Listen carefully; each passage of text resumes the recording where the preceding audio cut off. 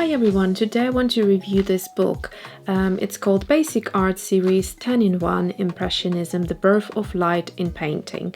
Now I have studied this concept back in college and quite briefly. I didn't go into depth of it, but obviously you always will get introduced to certain eras of art movement. So yeah, that was always my kind of curiosity was always there. So I recently decided to revisit that, and I have been watching loads and loads of very long documentaries and speeches from art curators, and so I wanted to kind of do a bit more reading on it and just kind of refresh my memory. So here it is.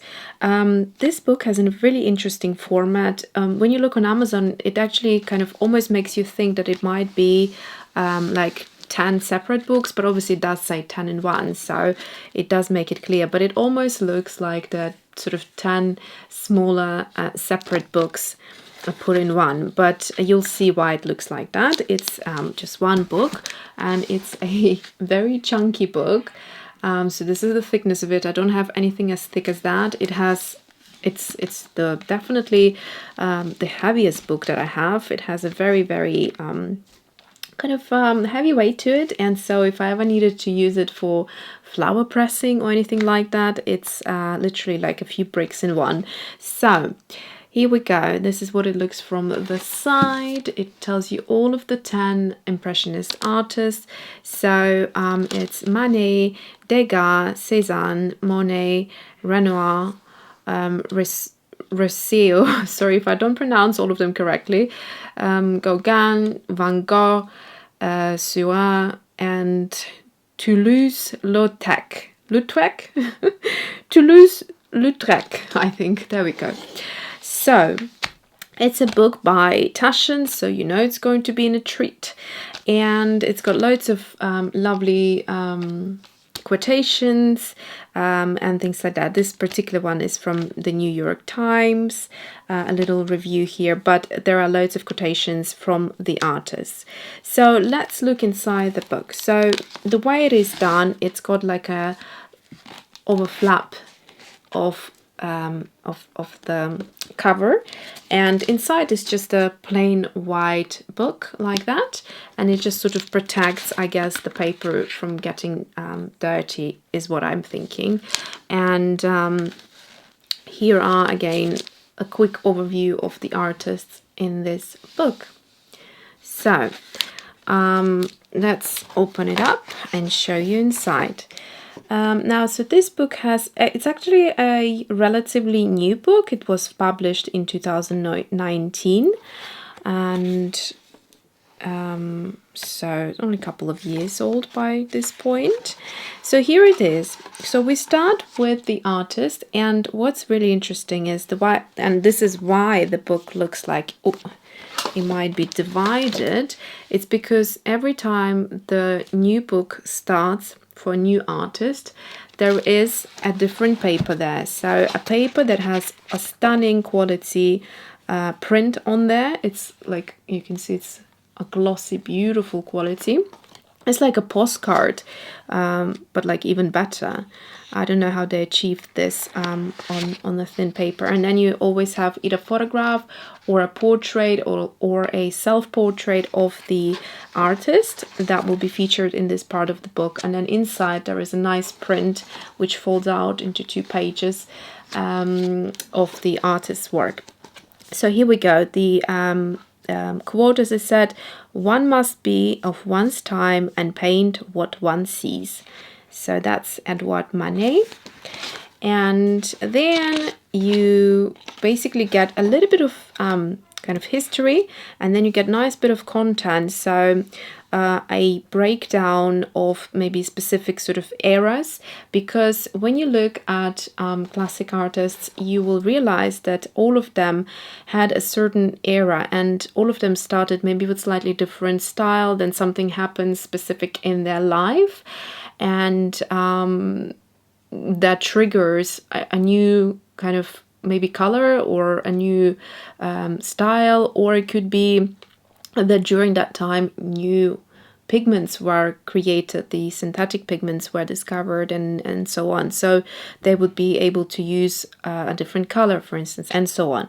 So the breakdown of different kind of times is quite significant in most artists alive, as you would see later on what I have learned from watching all of those documentaries and speeches about these amazing artists.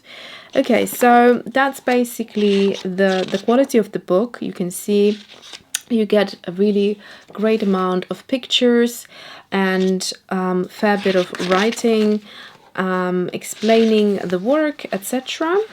And it's just so good to have everything in one place, I find.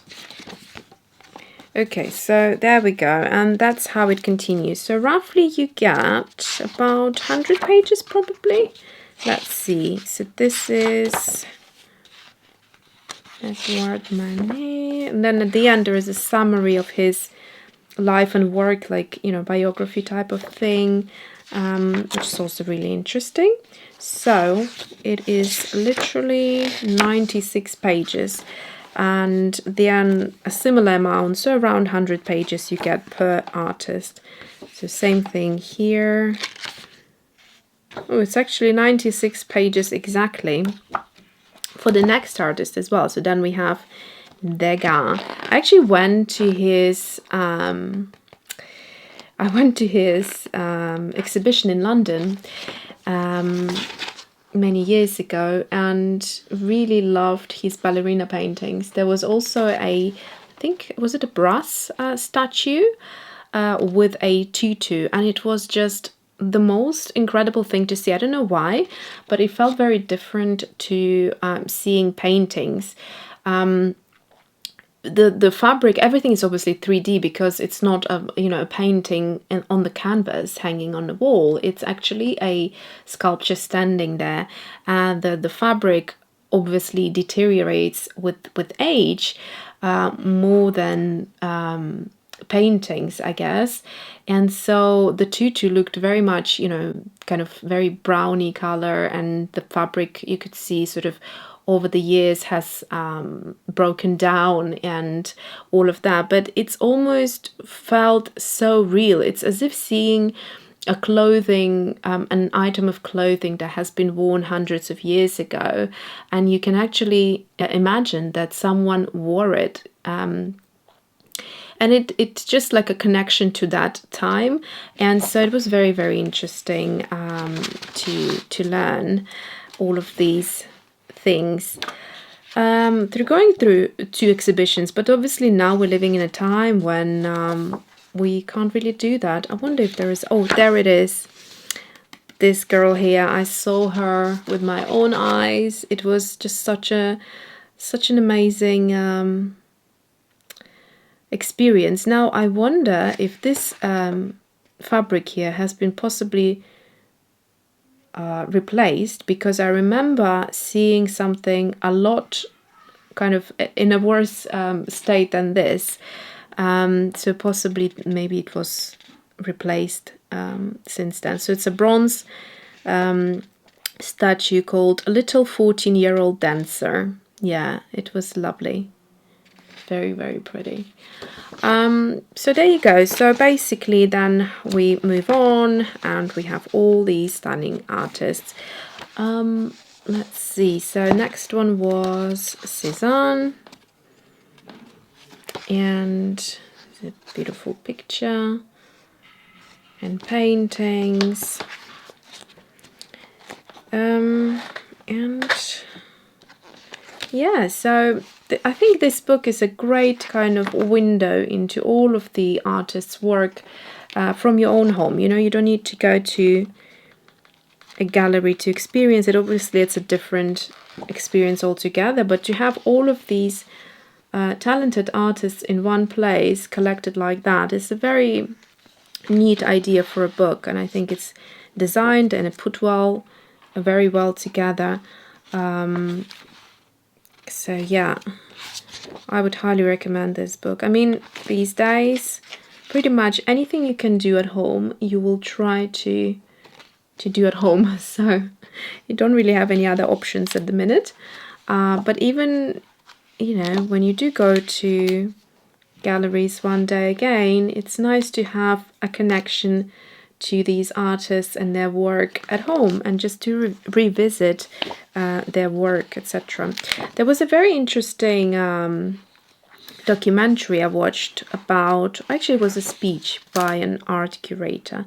No, she was a lady, I don't remember her name now, but she restores paintings, and she was talking about Van Gogh and his they discovered through letters to his brother, because his brother had to finance his art, and so he was also selling his art for him, and basically they discovered a letter where he wrote down all the colors in his palette at that time, and it would be interesting to recreate those colors one day. I guess he was referring to oil paints. I would do probably the same with watercolors, and just see what kind of color mixes you can get.